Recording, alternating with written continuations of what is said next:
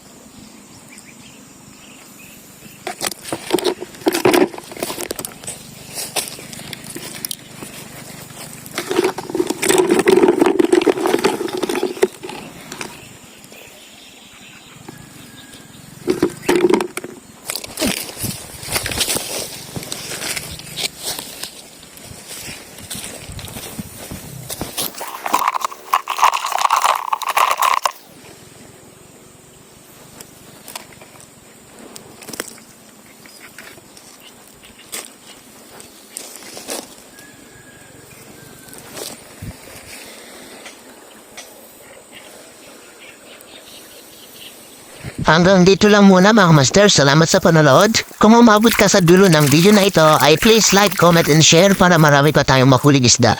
Fish fun!